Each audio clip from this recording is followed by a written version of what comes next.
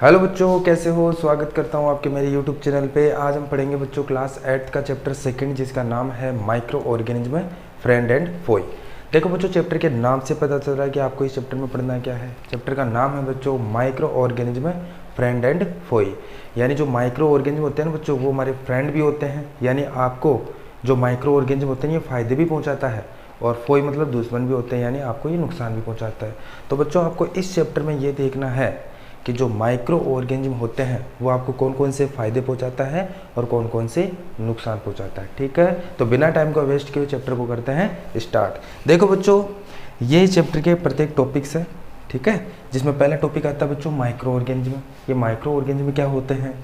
फिर अगला टॉपिक आता है बच्चों टाइप्स ऑफ माइक्रो ऑर्गेनिज्म, यानी जो माइक्रो ऑर्गेनिज्म है वो कितने प्रकार के होते हैं। ठीक है, अगला टॉपिक है बच्चों फ्रेंडली माइक्रो ऑर्गेनिज्म है। ठीक है, आपको इस चैप्टर में क्या पढ़ना था कि माइक्रो ऑर्गेनिज्म फ्रेंड कैसे हैं, मतलब कौन कौन से फ़ायदे पहुंचाता है, और फोई मतलब दुश्मन कैसे हैं, यानी कौन कौन से नुकसान पहुंचाता है। तो बच्चों ये टॉपिक है फ्रेंडली माइक्रो ऑर्गेनिज्म, यानी ये टॉपिक में पढ़ेंगे कि कौन कौन से फ़ायदे पहुँचाता है माइक्रो ऑर्गेनिज्म। ठीक है, तो ये इतने सारे फ़ायदे पहुँचाता है माइक्रो ऑर्गेनिज्म। पहला है मेकिंग कर्ड। कर्ड बनाने में किसका यूज होता है बच्चों, माइक्रो ऑर्गेनिज्म का यूज होता है, यानी बैक्टीरिया का यूज होता है। ठीक है, माइक्रो ऑर्गेनिज्म मतलब जैसे बैक्टीरिया हो गया, वायरस हो गया, यही तो होते हैं बच्चों माइक्रो ऑर्गेनिज्म। इसमें पढ़ेंगे डिटेल से क्या होते हैं। ठीक है, तो मेकिंग कर्ड दही बनाने में बच्चों माइक्रो ऑर्गेनिज्म यानी बैक्टीरिया का यूज होता है। कौन सा बैक्टीरिया, लैक्टोबैसिलस। इसको डिटेल से पढ़ेंगे आगे टॉपिक में। Increasing soil fertility, micro organism का यूज। अरे फ्रेंडली माइक्रो ऑर्गेनिज्म पढ़ रहे हैं बच्चों, तो ये सारे यूज है माइक्रो ऑर्गेनिज्म के। ठीक है, तो इंक्रीजिंग सॉइल फर्टिलिटी, सोइल की फर्टिलिटी को बढ़ाने में किसका यूज होता है बच्चों, माइक्रो ऑर्गेनिज्म का यूज होता है। क्लीनिंग द इन्वायरमेंट, इन्वायरमेंट को क्लीन करने में भी किसका यूज होता है बच्चों, माइक्रो ऑर्गेनिज्म का यूज होता है। रिसाइकलिंग ऑफ न्यूट्रिएंट्स, न्यूट्रिएंट्स को रिसाइकिल करने में भी किसका यूज होता है बच्चों, माइक्रो ऑर्गेनिज्म का यूज होता है। इसको प्रत्येक को डिटेल से पढ़ेंगे बच्चों। ठीक है, मेकिंग ब्रेड, ब्रेड बनाने में, केक बनाने में भी किसका यूज होता है बच्चों, माइक्रो ऑर्गेनिज्म का यूज होता है। Commercial use of micro organism, यानी कॉमर्शियल लेवल पर भी हम माइक्रो ऑर्गेनिज्म का यूज करते हैं। Medicinal use of micro organism, medicinal use में भी हम किसका यूज करते हैं बच्चों, माइक्रो ऑर्गेनिज्म का यूज करते हैं। ठीक है, एंटीबायोटिक्स बनाने में माइक्रो ऑर्गेनिज्म का यूज करते हैं। जब ये टॉपिक आएगा ना तब डिटेल से समझेंगे बच्चों। अगला है बच्चों वैक्सीन, वैक्सीन बनाने में भी माइक्रो ऑर्गेनिज्म का यूज होता है। ठीक है, ये तो थे बच्चों इसके फायदे, यानी फ्रेंडली माइक्रो ऑर्गेनिज्म। अब पढ़ेंगे बच्चों नुकसान, यानी माइक्रो ऑर्गेनिज्म से होने वाले नुकसान कौन कौन से हैं। तो हार्मफुल माइक्रो ऑर्गेनिज्म कौन से हैं, आपको पता है हार्मफुल में क्या करेगा बच्चों, माइक्रो ऑर्गेनिज्म डिजीज कोज करेगा, बीमारियां कोज करेगा। तो आपको देखो इसमें पहला टॉपिक है कम्युनिकेबल डिजीज। ये कम्युनिकेबल डिजीज क्या होता है और कौन कौन सी डिजीज कोज करता है। जैसे common disease by mosquito, mosquito से होने वाली डिजीज कौन कौन सी है, जैसे पहले है मलेरिया, दूसरी डेंगू। तो ये हम डिटेल से पढ़ेंगे जब ये टॉपिक आएगा तब। ठीक है, अगला टॉपिक है बच्चों disease causing micro organism animal, यानी एनिमल के अंदर होने वाले डिजीज कौन कौन से हैं। ठीक है, माइक्रो ऑर्गेनिज्म के द्वारा। Disease causing micro organism in plants, plants में होने वाली डिजीज कौन सी है, माइक्रो ऑर्गेनिज्म के द्वारा।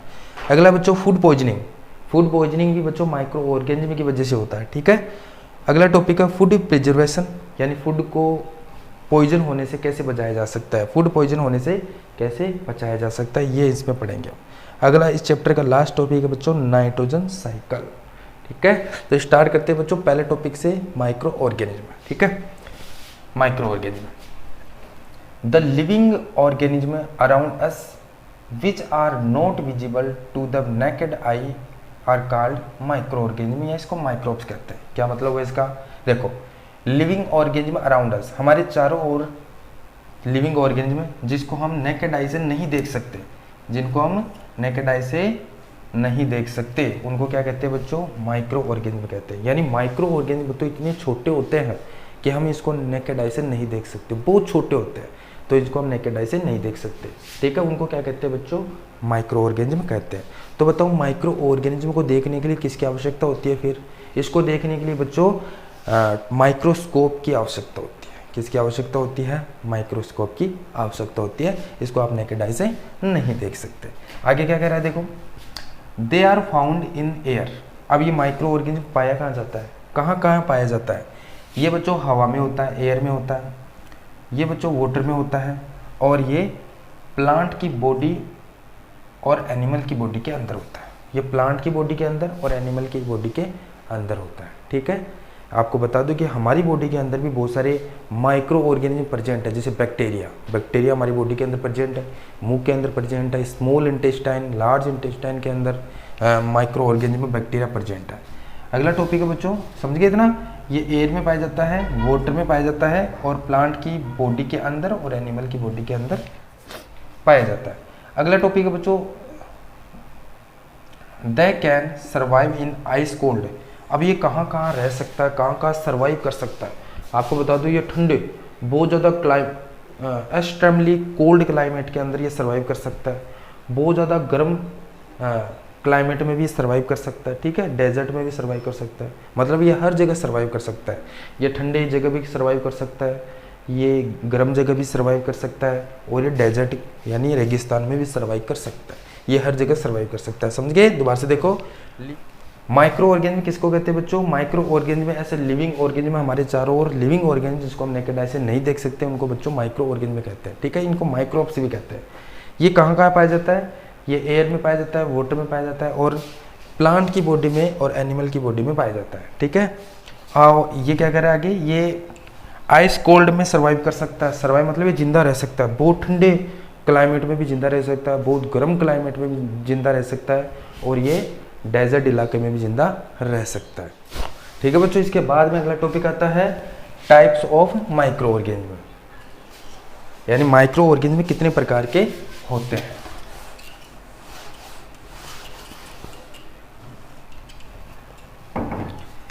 दूसरा टॉपिक कौन सा आता है बच्चों? Types of micro organism. Types of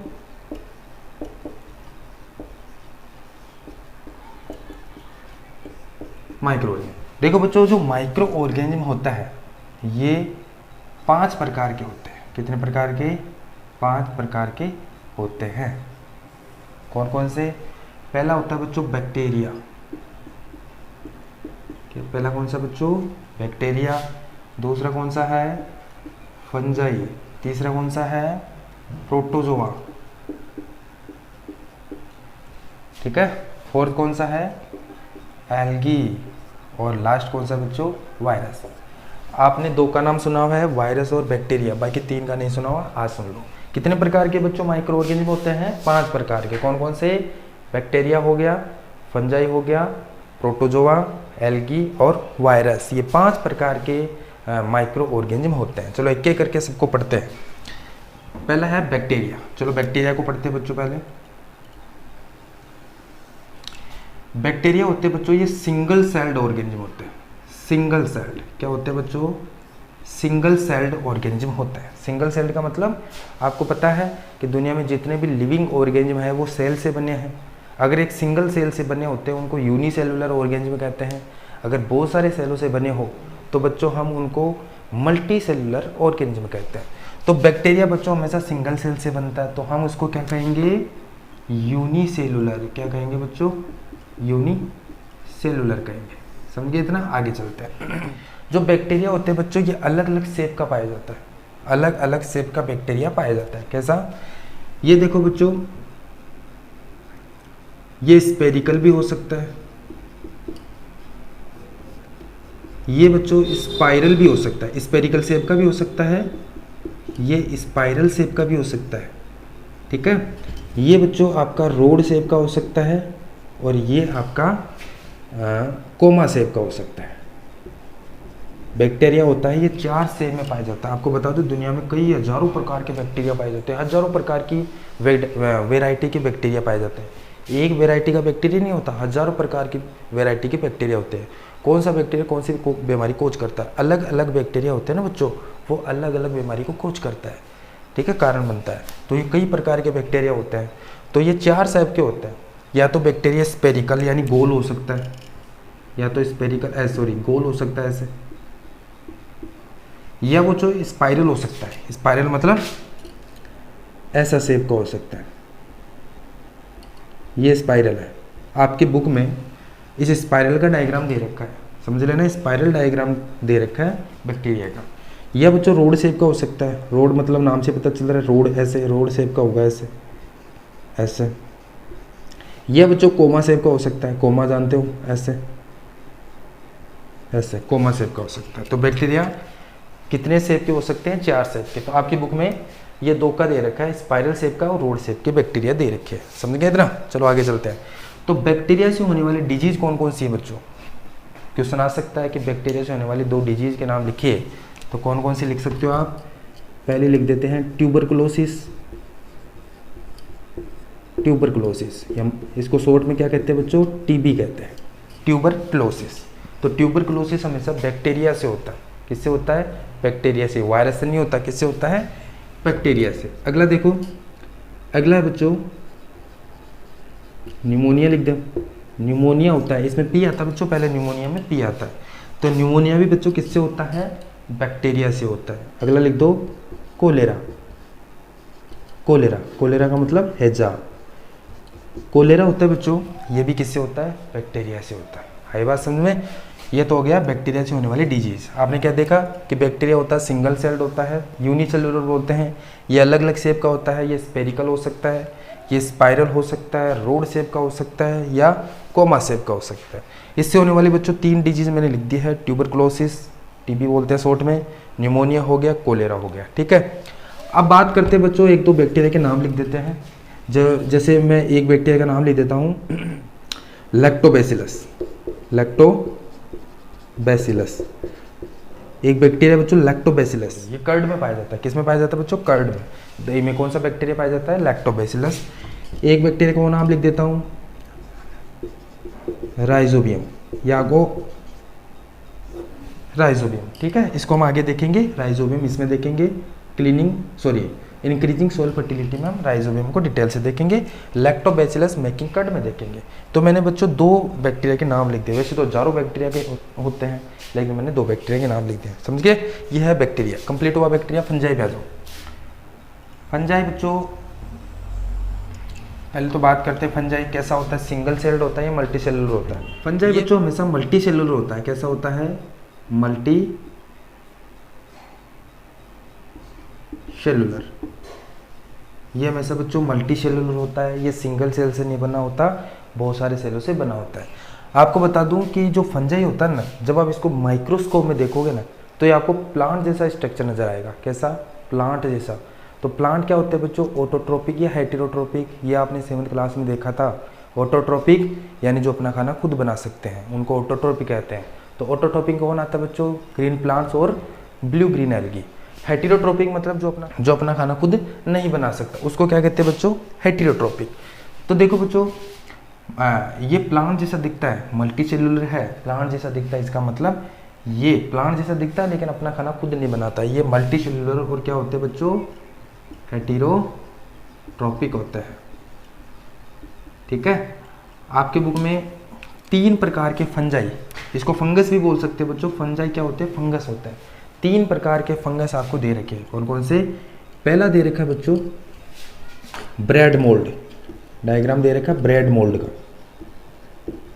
या इसको राइजोपस भी कहते हैं। क्या कहते हैं बच्चों? राइजोपस। देखो बच्चों, राइजोपस और राइजोबियम अलग अलग है। राइजोपस फंगस है जबकि राइजोबियम बैक्टीरिया है, समझे? तो राइजोपस या ब्रेड मोल्ड का डायग्राम दे रखा है। कैसा है इसका डायग्राम? मैंने बताया ये प्लांट जैसा दिखता है, जब आप इसको माइक्रोस्कोप में देखोगे। ये ब्रेड मोल्ड क्या है बच्चों? जैसे मान लो ये ब्रेड है, आपने क्या किया, इसको 6-7 दिन या 10-15 दिन ऐसे रख दिया नमी के कांटेक्ट में, तो क्या होगा? इसके ऊपर ब्राउन कलर की ऐसे पाउडर जैसा लेयर आ जाता है, ब्राउन कलर का। वो क्या है बच्चों? वो राइजोपस है। वही क्या है बच्चों? राइजोपस। वो फंगस आ गया है, ठीक है। जब आप उस राइजोपस या उस पाउडर को आप देखोगे ना, तो आपको एक प्लांट जैसा स्ट्रक्चर नजर आएगा। कभी आपने सोचा भी नहीं होगा कि ये पाउडर जो प्लांट जैसा नजर आएगा माइक्रोस्कोप में, ठीक है, इसको राइजोपस कहते हैं। तो ऐसा नजर आएगा।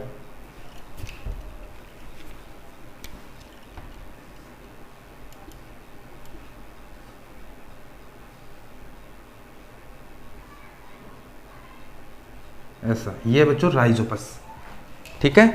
अगला आपको दे रखा है बच्चों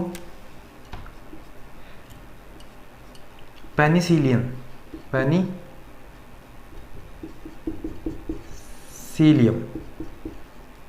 पेनिसिलियम दे रखा है बच्चों, पेनिसिलियम। पेनिसिलियम भी बच्चों प्लांट जैसा दिखता है, ऐसा दिखता है। यहाँ लिख देता हूँ इसको, पेनिसिलियम को।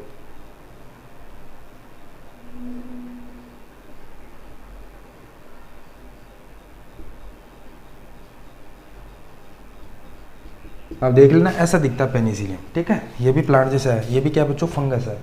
अगला है बच्चों, अगला आपको दे रखा है एस्परजिलस। क्या दे रखा है बच्चों, एस्परजिलस। ये भी क्या है बच्चों, फंजाई यानी फंगस है, ठीक है। इसका भी डायग्राम आप देख लेना, ऐसा दे रखा है,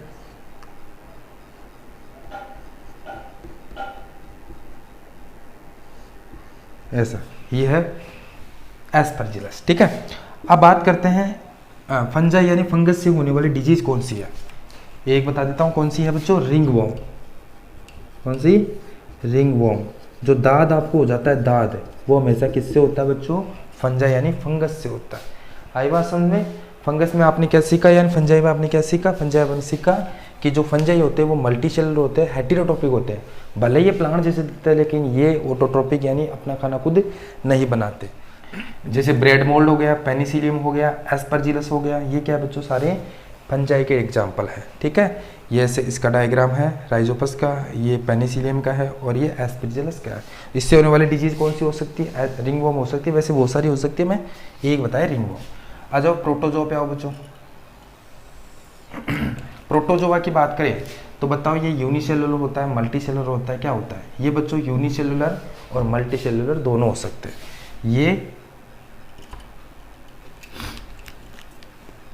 ये बच्चों यूनिसेलुलर एंड मल्टी सेलुलर दोनों हो सकता है। ये लिख लेना जैसे मैं बता रहा हूँ, वैसे वैसे आप रफ नोटबुक में लिखते जाना है, ठीक है। ये यूनिसेलुलर और मल्टी सेलुलर दोनों हो सकता है, ठीक है। एग्जाम्पल बात करते हैं, आपकी बुक में कौन कौन सा एग्जाम्पल दे रखा है प्रोटोजोआ का। पहला दे रखा है अमीबा। अमीबा क्या है बच्चों, एक प्रकार का प्रोटोजोआ है, नाम सुना हुआ है अमीबा, ये प्रोटोजोआ है, ठीक है। इसका स्ट्रक्चर आप जानते हो, 7th क्लास में सीखा था, ऐसे इरेगुलर शेप का होता है अमीबा। ये क्या है बच्चों, इसका न्यूक्लियस, ये है अमीबा, ठीक है। और ये सिंगल सेल्ड होता है। मैंने बताया कि जो प्रोटोजोआ होता है वो यूनिसेलुलर भी हो सकता है और मल्टी सेलुलर भी हो सकता है। यूनिसेलुलर का मतलब सिंगल सेल से बना है और मल्टी सेलुलर मतलब बहुत सारे सेलों से बना है। तो बताओ अमीबा क्या है, सिंगल सेल्ड है या बहुत सारे सेलों से बना हो। ये बच्चों सिंगल सेल्ड होता है, इसका मतलब यूनिसेलुलर होता है। अब बात करते हैं बच्चों दूसरा एग्जाम्पल की। दूसरा एग्जाम्पल ये बच्चों यूनिसेलुलर हो गया ना, यूनि हो गया। मल्टी सेलुलर का ले लेते हैं एग्जाम्पल, पैरामेसियम। पैरामेसियम देखो बच्चों, पैरामेसियम होता है, ये स्लीपर शेप का होता है। बुक में देखना ये सारे डायग्राम दे रखे हैं ऐसे। पैरामेसियम क्या बच्चों, एक ऐसा स्लीपर शेप का होता है और उसके ऊपर ऐसे हेयर लाइक प्रोजेक्शन, सीलिया बोलते हैं इसको, ये लगे रहते हैं। ये क्या बच्चों, पैरामेसियम का डायग्राम है। ये मल्टी सेलुलर होता है बच्चों, लेकिन प्रोटोजोआ है, यानी प्रोटोजोआ होता है वो मल्टी सेलुलर और यूनिसेलुलर दोनों हो सकता है। इससे होने वाली डिजीज की बात करें तो इससे होने वाली डिजीज है बच्चों मलेरिया। क्या, मलेरिया। मलेरिया किससे होता है, प्रोटोजोआ से होता है। और मलेरिया को डिटेल से हम बच्चों इससे पढ़ेंगे, इस टॉपिक में पढ़ेंगे, 5th टॉपिक में मलेरिया कैसे होता है, ठीक है। ये आपको बता दूं, प्लाज्मोडियम नाम का एक प्रोटोजोआ होता है। जैसे अमीबा होता है ना बच्चों, अमीबा है, पैरामेसियम है, उसी प्रकार से एक प्लाज्मोडियम नाम का प्रोटोजोआ होता है, उससे होता है मलेरिया। ये प्लाज्मोडियम नाम का जो प्रोटोजोआ ना, ये मच्छर के गट में पाया जाता है। आपको मच्छर काटेगा तभी तो मलेरिया होता है। इसको डिटेल से बच्चों इस मलेरिया वाले टॉपिक में सीखेंगे, ठीक है। अगले बात करते हैं एल्गी की। देखो बच्चों, एल्गी होते हैं ना, ये बताओ यूनिसेलुलर मल्टी सेलुलर क्या है, ये हमेशा मल्टी सेलुलर होते हैं। ये क्या होते हैं बच्चों, मल्टी सेलुलर होते हैं। आपको अगर सर मल्टी सेलुलर तो ये भी थे, लेकिन बच्चों ये हेटेरोट्रोपिक थे, जबकि ये क्या है, ऑटोट्रोपिक। अरे ये बताओ, आपने पानी के अंदर जो ग्रीन ग्रीन सी शैवाल जैसी देखी है, शैवाल देखी है, वो क्या है, वो एल्गी है। तो बताओ वो अपना खाना खुद बनाते नहीं बनाते, बनाते हैं। मैंने तो बताया था ना, ऑटोट्रोपिक दो ही करते दुनिया में, एक तो ब्लू ग्रीन एल्गी और एक ग्रीन प्लांट। ग्रीन प्लांट और ब्लू ग्रीन एल्गी दोनों क्या करते हैं, ऑटोट्रोपिक करते हैं। तो ये अपना खाना खुद बनाते हैं, ठीक है। जैसे आपको कौन कौन से एग्जाम्पल दे रखे हैं ब्लू ग्रीन एल्गी का, पहला लेके लिख देता हूँ मैं। वो दे रखा है स्पाइरोगायरा। क्या दे रखा है बच्चों, स्पाइरोगायरा दे रखा है। स्पाइरोगायरा का डायग्राम कैसा है, ऐसा आपको दे रखा है बुक में, देख लेना, ऐसा करके ऐसा आपको डायग्राम दे रखा है।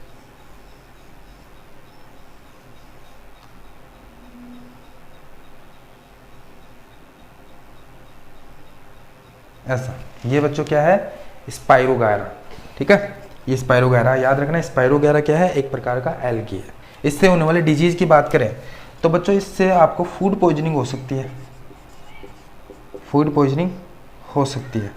वैसे तो और भी बीमारी हो सकती है लेकिन फूड पॉइजनिंग हो सकती है, ठीक है।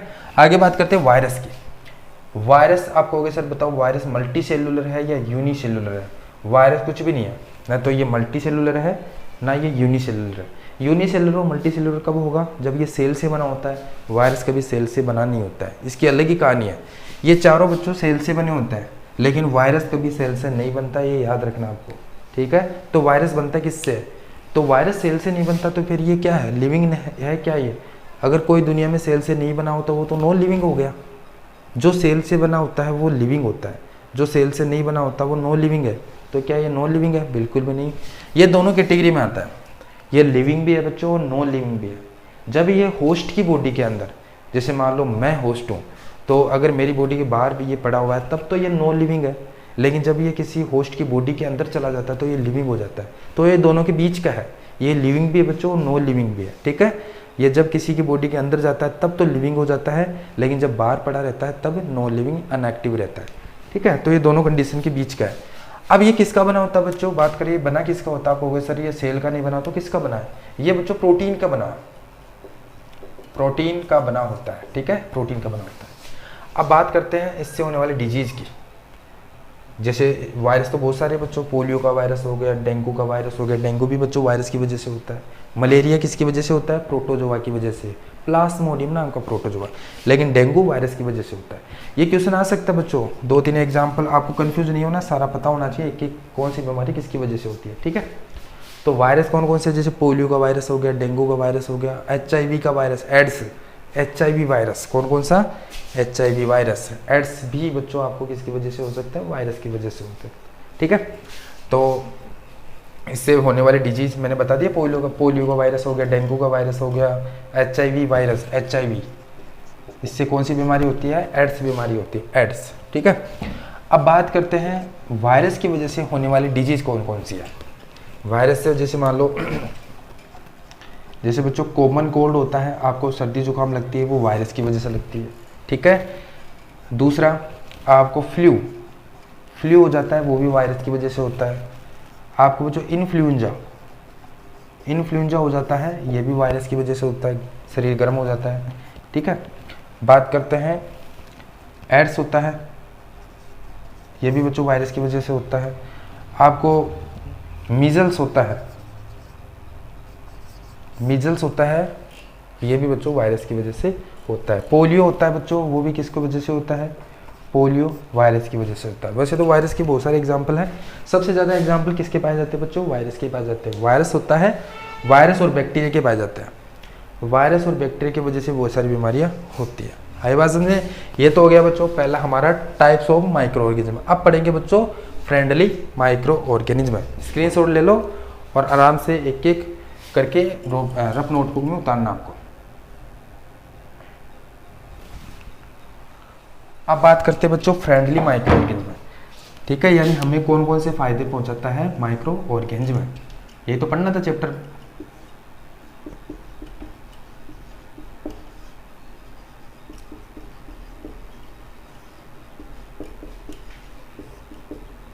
फ्रेंडली माइक्रो ऑर्गेनिज्म, पहला है बच्चों मैकिंग कार्ड।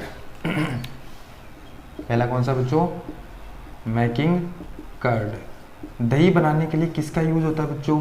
दही बनाने के लिए बैक्टीरिया का यूज होता है। कौन सा बैक्टीरिया? देखो मिल्क को दही में चेंज करने वाले बैक्टीरिया का नाम क्या है? दही में चेंज करने वाले बैक्टीरिया का नाम है लैक्टोबैसिलस। क्या नाम है बच्चों? लैक्टोबैसिलस।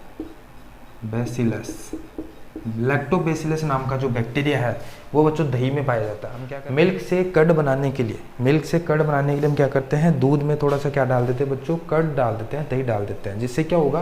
वो पूरा जो मिल्क है वो किस में चेंज हो जाता है? 8 से 10 घंटे बाद में पूरा का पूरा जो मिल्क है वो किस में चेंज हो जाता है बच्चों, वो कर्ड में चेंज हो जाता है। ठीक है, तो वो किसने किया, वो लैक्टोबैसिलस नाम के बैक्टीरिया ने किया। तो बैक्टीरिया का पहला फायदा ये हो गया कि ये मिल्क को कर्ड में चेंज कर देता है और फिर हम कर्ड को आराम से खाते हैं और बहुत सारी चीज़ें बना सकते हैं। दूसरा देखो बच्चों,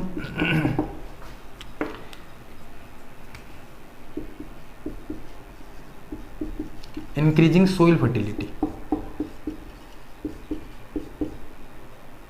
इसका क्या मतलब हुआ, सोइल की फर्टिलिटी को कैसे इंक्रीज करता है। देखो बैक्टीरिया होता है वो सोइल की फर्टिलिटी को कैसे इंक्रीज करता है। देखो बच्चों, लेग्यूमिनस प्लांट होते हैं ना, लेग्यूमिनस प्लांट, लेग्यूमिनस प्लांट मतलब जितने भी दालों वाला प्लांट होता है, जैसे मूंग की दाल, उड़द की दाल, चने की दाल, जितने भी दालों वाला प्लांट होता है या मूंगफली का प्लांट, उसके जैसे मान लो ये प्लांट है, लेग्यूमिनस प्लांट ले लिया मैंने, ये लेग्यूमिनस प्लांट ले लिया। ठीक है, कौन सा प्लांट है बच्चों, ये लेग्यूमिनस प्लांट। जब आप इसकी रूट को देखोगे तो इसकी रूट में बच्चों क्या पाया जाता है, इसकी रूट में पाया जाता है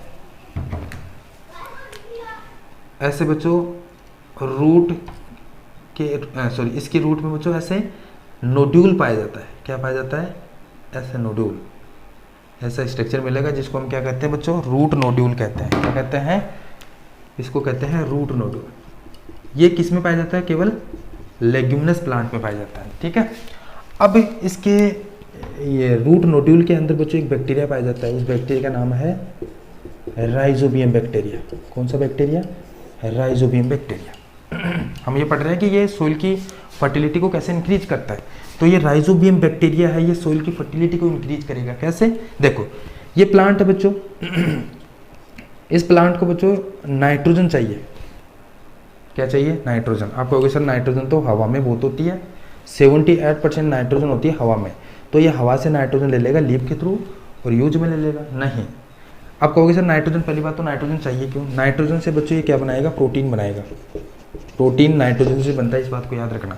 तो प्रोटीन बनाने के लिए इसको नाइट्रोजन चाहिए प्लांट को, तो ये कहाँ से लेगा, लीफ से नहीं ले सकता, लीफ से नहीं ले सकता, तो ये केवल रूट से ले सकता है। तो रूट में क्या इस 78% जो इन्वायरमेंट में नाइट्रोजन है, इसका दिमाग थोड़ी खराब है कि ये सीधा रूट में चली जाएगी, बिल्कुल भी नहीं। तो इस रूट में लाएगा कौन इस नाइट्रोजन को, ये लेके आएगा राइजोबियम बैक्टीरिया।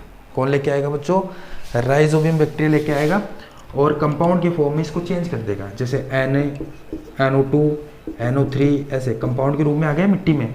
फिर आप पानी डालोगे, तो मिट्टी से होता हुआ ये जो नाइट्रोजन कंपाउंड है, ये मिट्टी से पानी से होता हुआ कहाँ चला जाएगा, प्लांट के अंदर चला जाएगा। तो देखो फिर ये नाइट्रोजन का यूज प्लांट क्या करेगा, प्रोटीन बनाने में यूज करेगा। तो यहाँ की मिट्टी कैसी हो गई बच्चों, फर्टाइल हो गई, क्योंकि यहाँ पे नाइट्रोजन कंपाउंड हो गया बहुत सारा। इस मिट्टी में क्या हो गया बच्चों, नाइट्रोजन कंपाउंड हो गया है और यहाँ की मिट्टी उपजाऊ हो गई है। और ये मिट्टी को उपजाऊ किसने किया, फर्टिलिटी किसने बढ़ाई, मिट्टी की फर्टिलिटी किसने बढ़ाई बच्चों, राइजोबियम बैक्टीरिया ने बढ़ाई। तो हम ये तो पढ़ रहे हैं माइक्रो ऑर्गेनिज्म, बैक्टीरिया क्या है बच्चों, माइक्रो ऑर्गेनिज्म है, तो फ्रेंडली माइक्रो ऑर्गेनिज्म, यानी जो माइक्रो ऑर्गेनिज्म होते हैं ये मिट्टी की फर्टिलिटी को इस प्रकार बढ़ाते हैं। आए बात समझ, इसको डिटेल से बच्चों हम नाइट्रोजन साइकिल में सीखेंगे। ठीक है, अगला टॉपिक है बच्चों क्लीनिंग द एनवायरनमेंट। देखो जो माइक्रो ऑर्गेनिज्म होते हैं ये इन्वायरमेंट को कैसे क्लीन करते हैं। देखो बच्चों आपको बता दूं कि मिट्टी के अंदर, मिट्टी होती है ना, मिट्टी सॉइल, सोइल के अंदर बच्चों दो प्रकार के माइक्रो ऑर्गेनिज्म पाए जाते हैं। कौन कौन से, एक तो होता है बैक्टीरिया और दूसरा होता है फंजाई। ये दो प्रकार के माइक्रो ऑर्गेनिज्म होते हैं, ये मिट्टी में पाया जाता है। ये क्या करते हैं, ये इन्वायरमेंट को क्लीन करते हैं। कैसे, जैसे मान लो कोई जानवर मर जाता है या डेड प्लांट होते हैं, डेड प्लांट, ये क्या कहते हैं, जैसे डेड प्लांट एंड एनिमल, उसके अंदर होता है बच्चों ऑर्गेनिक मैटर। क्या होता है बच्चों, ऑर्गेनिक मैटर।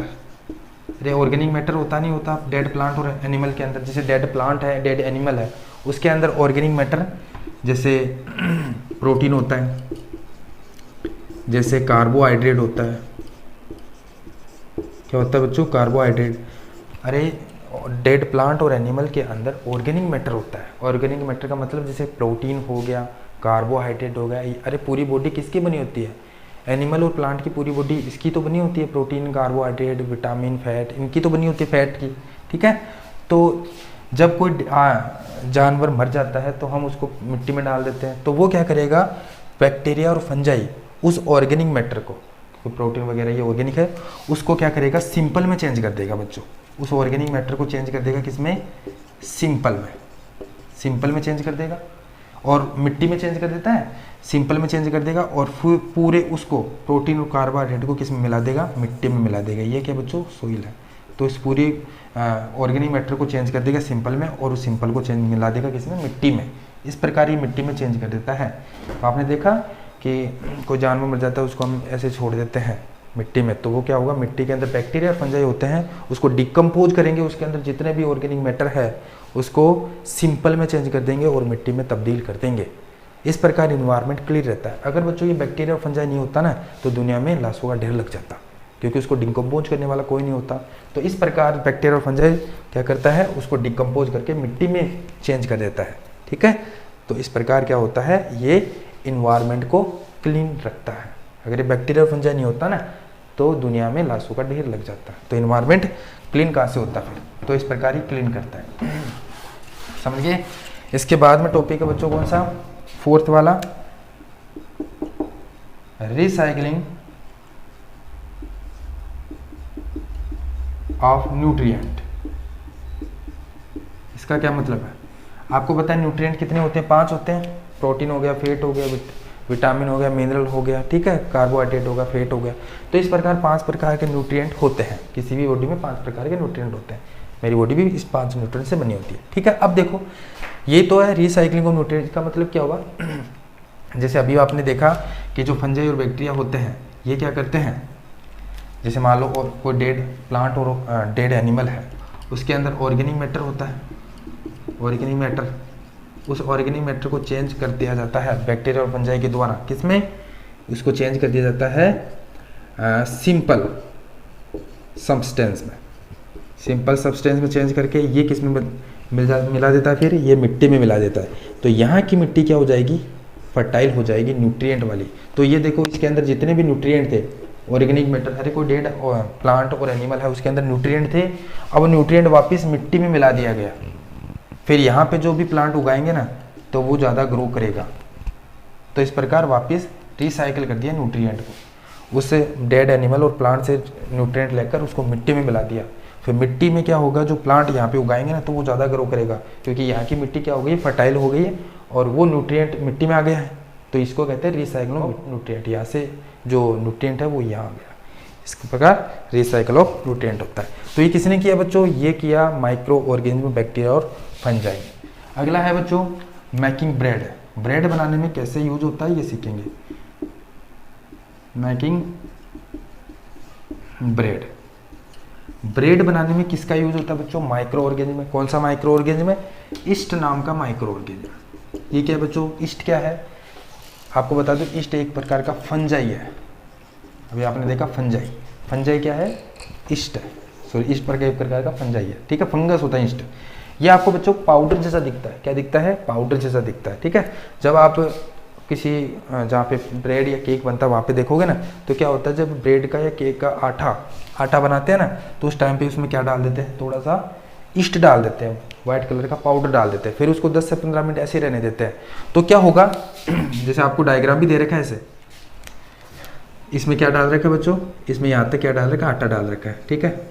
फिर इसके अंदर क्या मिलाकर, ईस्ट मिलाकर आटा डाल रखा है। 10 से 15 मिनट या 20 मिनट बाद में देखोगे तो ये आटा यहाँ तक आ जाएगा, ऐसे फूल जाएगा। ऐसा क्यों भाई, इतना क्यों आ गया, ऐसे फूल क्यों गया है, क्योंकि ईस्ट थे उसमें। ईस्ट ने क्या किया, अनएरोबिक, क्या किया बच्चों, अनएरोबिक रेस्पिरेशन किया। क्या किया, अनएरोबिक रेस्पिरेशन किया। अनएरोबिक रेस्पिरेशन में क्या होता है बच्चों, ईस्ट क्या करता है, CO2 गैस बाहर निकालता है। कौन से गैस बाहर निकालता है, CO2 गैस। CO2 गैस बाहर निकलने से ये अंदर से क्या हो जाता है बच्चों, फ्लफी हो जाता है। क्या हो जाता है, फ्लफी हो जाता है। और ये जो आटा था, इसका जो वॉल्यूम है वो बढ़ जाता है। बढ़ गया ना, पहले देखो इतना सा था, अब इतना हो गया है। तो इस प्रकार ये ब्रेड बनाने में भी यूज होता है, केक बनाने में, ब्रेड बनाने में। इस प्रकार किसका यूज किया जाता है, ईस्ट का यूज किया जाता है। ईस्ट क्या करता है, जैसे आप ईस्ट डालोगे 10 से 15 मिनट या 20 मिनट छोड़ोगे ना उसको, तो वो CO2 गैस निकालेगा और वो क्या हो जाएगा बच्चों, फ्लफी हो जाएगा। कैसा हो जाएगा, फ्लफी हो जाएगा। और CO2 गैस निकल रही है वहाँ पे, ठीक है, और उसका वॉल्यूम बढ़ जाएगा। फिर इसका यूज हम ब्रेड और केक बनाने में करते हैं। आपने देखा होगा केक होता है, ब्रेड होता है, कितना अंदर से खोखला होता है, खाली होता है, ठीक है, तो वो इस प्रकार होता है। उसमें क्या डालकर CO2 गैस निकाली गई थी, ईस्ट डालकर CO2 गैस, उसको अनएरोबिक रेस्पिरेशन करवाया गया था। तो इस प्रकार ब्रेड बनाने में किसका यूज होता है बच्चों, ईस्ट यानी माइक्रो ऑर्गेनिज्म का यूज होता है। ये यूज पढ़ रहे हैं अभी, यहाँ पे पढ़ेंगे बच्चों इसके हार्मफुल इफेक्ट्स यानी नुकसान क्या क्या है। अगला टॉपिक है बच्चों commercial use of micro organism. देखो बच्चों कॉमर्शियल लेवल पर जो माइक्रो ऑर्गेनिज्म यूज होता है वो वाइन बनाने में, क्या बनाने में, अल्कोहल बनाने में, सॉरी अल्कोहल बनाने में यूज होता है, ठीक है। क्या होता है, शुगर से अल्कोहल बनाया जाता है। कॉमर्शियल लेवल पर क्या बनाया जाता है बच्चों, अल्कोहल। शुगर से क्या बनाया जाता है, अल्कोहल बनाया जाता है। कौन बनाता है शुगर से अल्कोहल, ईस्ट बनाता है। क्या बनाता है बच्चों, ईस्ट डालते हैं। आपको पता होना चाहिए कि शुगर से अल्कोहल कौन बनाता है, ईस्ट बनाते हैं। शुगर में क्या डाल देते हैं बच्चों, अल्कोहल, ईस्ट डाल देते हैं। तो वो ईस्ट क्या करता है बच्चों, अनएरोबिक रेस्पिरेशन करता है और क्या निकालता है, अल्कोहल निकालता है। तो शुगर को अल्कोहल में चेंज करने वाले माइक्रो ऑर्गेनिज्म का नाम है ईस्ट। तो ईस्ट क्या करता है, शुगर को अल्कोहल में चेंज कर देता है, समझ गए। इस प्रोसेस को बच्चों फर्मेंटेशन कहते हैं। ये क्वेश्चन आ सकता है, फर्मेंटेशन कहते हैं। फर्मेंटेशन किसको कहते हैं बच्चों, जिसमें शुगर चेंज हो जाता है अल्कोहल में। ऐसी प्रोसेस जिसमें शुगर को चेंज किया जाता है अल्कोहल में, उसको कहते हैं। कॉमर्शियल लेवल पर भी और भी यूज होता है, जैसे बियर बनाने में माइक्रो ऑर्गेनिज्म का यूज करते हैं। वाइन बनाने में माइक्रो ऑर्गेनिज्म का यूज करते हैं, वाइन बनाने में, ठीक है। इस प्रकार माइक्रो ऑर्गेनिज्म का यूज किया जाता है। शुगर से अल्कोहल में चेंज करने वाली प्रोसेस को फर्मेंटेशन कहते हैं। ये ईस्ट के द्वारा की जाती है। और ये सबसे पहले फर्मेंटेशन यानी शुगर से अल्कोहल किसने बनाया था, ये बनाया था बच्चों लुईस पाश्चर ने बनाया था। किसने बनाया था बच्चों, लुईस पाश्चर ने। कब बनाया था, 1857 में। ये क्वेश्चन आ सकता है। फर्मेंटेशन की जो प्रोसेस है वो सबसे पहले किसने करी थी, वो करी थी लुईस पाश्चर ने। कब करी थी बच्चों, 1857 में लुईस पाश्चर ने, ठीक है। इसके बाद में बच्चों टॉपिक आता है medicinal use of micro organism. Medicinal use कैसे करते हैं माइक्रो ऑर्गेनिज्म का मेडिसिनल में, देखो फंजाई और बैक्टीरिया होता है ना बच्चों, फंजाई एंड बैक्टीरिया, उससे क्या बनाई जाती है बच्चों, एंटीबायोटिक बनाई जाती है। क्या बनाई जाती है, एंटीबायोटिक्स। एंटीबायोटिक्स होती है ना बच्चों, वो किससे बनाई जाती है, बैक्टीरिया और फंजाई से बनाई जाती है।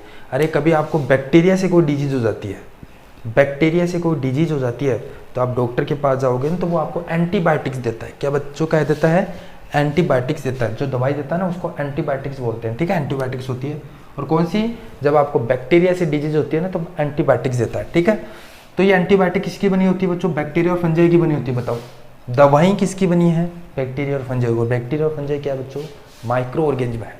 तो आपने देखा कि माइक्रो ऑर्गेनिज्म का यूज दवाइयाँ बनाने में करते हैं। कौन सी दवाइयाँ, एंटीबायोटिक्स। जैसे एक एग्जाम्पल, सबसे पहले फंजाई, सबसे पहले फंजाई की दवाई बनाई गई थी। फंजाई से बनाई गई थी दवाई, क्या नाम है उसका, एंटीबायोटिक बनाई गई थी, सॉरी क्या बनाई गई थी, एंटीबायोटिक्स। क्या नाम है उसका, उसका नाम है पेनिसिलिन।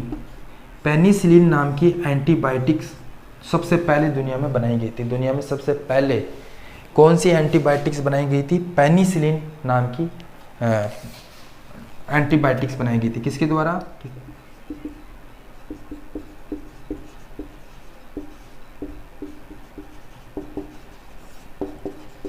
ठीक है, किसके द्वारा बनाई गई थी बच्चों सबसे पहली दवा एंटीबायोटिक्स, अलेक्जेंडर फ्लेमिंग के द्वारा। कब बनाई गई थी, 1929 में। ये आपको क्वेश्चन याद रखना है कि सबसे पहले जो एंटीबायोटिक्स है वो किसके द्वारा बनाई गई थी, अलेक्जेंडर फ्लेमिंग के द्वारा। कौन सी बनाई गई थी बच्चों, पेनिसिलियम। पेनिसिलियम क्या था बच्चों, एक प्रकार का फंजाई है। और इस पेनिसिलियम से क्या बनाया गया, पेनिसिलिन बनाया गया। किसके द्वारा, अलेक्जेंडर फ्लेमिंग के द्वारा, ठीक है। तो एंटीबायोटिक्स बच्चों फंजाई और बैक्टीरिया से बनाया जाता है। बैक्टीरिया से भी बहुत सारे एंटीबायोटिक्स बनाए जाते हैं। जब आपको बैक्टीरियल डिजीज हो जाती है तो वो जो डॉक्टर क्या करता है, आपको एंटीबायोटिक्स देता है। एंटीबायोटिक्स क्या है, बैक्टीरिया और फंजाई से बनाई गई दवाई है, ठीक है। इसके बाद में बच्चों लास्ट जो फ्रेंडली माइक्रो ऑर्गेनिज्म है वो आता है वैक्सीन। नाम तो सुना है तुम लोगों ने वैक्सीन का। चलो वैक्सीन क्या होता है, देखो आपको बता दो कि हमारी बॉडी के अंदर क्या होता है बच्चों, व्हाइट ब्लड सेल होता है। क्या होता है बच्चों, white blood cell. White blood cell क्या करते हैं बच्चों, आपकी बॉडी में जो भी पैथोजन आते हैं, अब पैथोजन क्या है, डिजीज कोज करने वाले बैक्टीरिया, डिजीज कोज करने वाले जो माइक्रो ऑर्गेनिज्म होते हैं ना बच्चों, उनको कहते हैं पैथोजन। क्या कहते हैं? पैथोजन। जैसे मान लो आपकी बॉडी में कोई पैथोजन चला गया, वायरस चला गया, ठीक है। अगर आपकी बॉडी में बैक्टीरिया चला गया तब तो हम उसको एंटीबायोटिक से ठीक कर सकते हैं। अभी आपने इसमें देखा था medicinal use of micro organism, उसमें हम एंटीबायोटिक से ठीक कर सकते हैं। लेकिन बच्चों अगर आपकी बॉडी में वायरस चला गया तो वायरस कभी भी एंटीबायोटिक से, वायरस से होने वाली डिजीज होती है वो कभी भी एंटीबायोटिक से ठीक नहीं होगी, वो हमेशा किससे ठीक होगी बच्चों? वैक्सीन से। किससे ठीक होगी? वैक्सीन से, ठीक है। जैसे मान लो आपकी बॉडी में वायरस चला गया, व्हाइट ब्लड सेल क्या करते हैं बच्चों? आपकी बॉडी में जितना भी बैक्टीरिया गया, वायरस गया, जो भी गया, उसको खत्म करने का काम करता है व्हाइट ब्लड सेल। ये क्या बनाता है आपके अंदर, बॉडी के अंदर? ये बनाता है एंटीबॉडीज। क्या बनाता है बच्चों? एंटीबॉडीज बनाता है। और जैसे मान लो बैक्टीरिया, वायरस आपकी बॉडी में गया, उसको ये मार देता है। कौन मार देता है? White blood cell. लेकिन बच्चों कभी कभी वायरस इतने चालाक होते हैं कि वो आपके व्हाइट ब्लड सेल को चकमा देकर आपके ऑर्गन को डैमेज करता रहता है। पता भी नहीं चलता व्हाइट ब्लड सेल को कि आपकी बॉडी के अंदर कोई वायरस आ गया है। तो अब क्या करें? अब क्या करें? आपकी बॉडी, व्हाइट ब्लड सेल को पता ही नहीं है कि कोई आपकी बॉडी के वायरस, आपकी बॉडी में वायरस आ गया है, और ये वायरस क्या है, इतना चालाक है कि आपकी बॉडी के अंदर बीमारियां कोज कर रहा है, ठीक है। तो अब क्या होगा? अब तो दवाई लेनी पड़ेगी, वैक्सीन लेनी पड़ेगी। बच्चों वैक्सीन किसकी बनी होती है? वैक्सीन अनएक्टिव वायरस की बनी होती है। ये भी वायरस की बनी होती है लेकिन अनएक्टिव। ये तो चालाक वायरस है लेकिन ये चालाक नहीं है, तो अनएक्टिव मरा हुआ वायरस है। जैसे ही वैक्सीन आपकी बॉडी में डाला जाएगा तो आपका व्हाइट ब्लड सेल तुरंत पहचान लेगा, ठीक है, तुरंत पहचान लेगा कि बाहर से कोई हमला हुआ है। तो उस अनएक्टिव है वो, तो उसको तो मार देगा। फिर इनको मारते मारते ये भी पहचान में आने लग जाएंगे, ठीक है। अरे जो वैक्सीन के अंदर जो अनएक्टिव वायरस है उनको तो मारेगा ही, क्योंकि ये चालाक नहीं होते, ये तो मरे हुए हैं, इनको तो व्हाइट ब्लड सेल मारता जाएगा। अब इसको पता चलेगा कि बाहर से कोई आक्रमण हुआ है, तो ये क्या करेगा? उसको मारते मारते मारते मारते ये भी नज़र में आ जाएंगे फिर ये वायरस, और फिर इन वायरस की भी खैर नहीं है। तो व्हाइट ब्लड सेल को पता हो जाए कि कोई आपकी बॉडी के अंदर आया है कोई, चाहे वो वायरस हो चाहे बैक्टीरिया कुछ भी हो, तो ये सबको मार देता है। लेकिन ये वायरस बहुत चालाक होता है, ये छिप छिप के आपके ऑर्गन के अंदर अटैक करता है। लेकिन अब अगर व्हाइट ब्लड सेल को एक बार पता चल जाए ना कोई आया है, तब तो ये मार देगा, लेकिन पता नहीं चल रहा, तो पता कराने के लिए हम वैक्सीन डालते हैं। वैक्सीन के अंदर क्या होता है बच्चों? अनएक्टिव वायरस होता है। जैसे आपकी बॉडी में जाएगा तो अनएक्टिव वायरस को ये पहचान कर लेगा। कौन? White blood cell. फिर ये व्हाइट ब्लड सेल खोजते खोजते अब पता चल गया क्योंकि बाहर से अंदर आया है, तो इनके वायरस को मारते मारते ये वायरस भी पहचान में आ जाते हैं, तो ये वायरस भी लपेटे में आ जाते हैं, ठीक है, तो ये भी मर जाते हैं। इस प्रकार आपकी बॉडी एंटीबायोटिक रिलीज करती है। आपने देखा होगा जब आपको कॉमन कोल्ड हो जाता है, तो कॉमन कोल्ड किसकी वजह से होता है बच्चों? वायरस की वजह से होता है। किसकी वजह से? वायरस की वजह से। लेकिन ये थोड़े दिन तक रहता है, अगर आप दवाई नहीं लो तो आपको 6-7 दिन या 5-4 दिन में अपने आप ठीक हो जाता है। क्यों? क्योंकि वहाँ पे पहले तो पता नहीं रहता किसको, व्हाइट ब्लड सेल को पता नहीं रहता कि आपकी बॉडी में किसी ने वायरस ने अटैक कर दिया, लेकिन वो धीरे धीरे बाद में पता चलता है उसको। फिर व्हाइट ब्लड सेल क्या करते हैं? उनके वायरस को मारने लग जाता है और आप अपने आप ही ठीक हो जाते हो, ठीक है। देखो बच्चों यहाँ तक इस वीडियो में देखेंगे। अगला जो टॉपिक है कौन सा? आगे का जो टॉपिक है ना बच्चों, वो हार्मफुल इफेक्ट से लेकर पूरा चैप्टर नाइट्रोजन साइकिल तक, वो अगले लेक्चर में देखेंगे, ठीक है। अगर वीडियो अच्छा लगे ना तो वीडियो को लाइक करो यार, और चैनल पे नए हो तो चैनल को सब्सक्राइब करके बेल आइकन को प्रेस करो।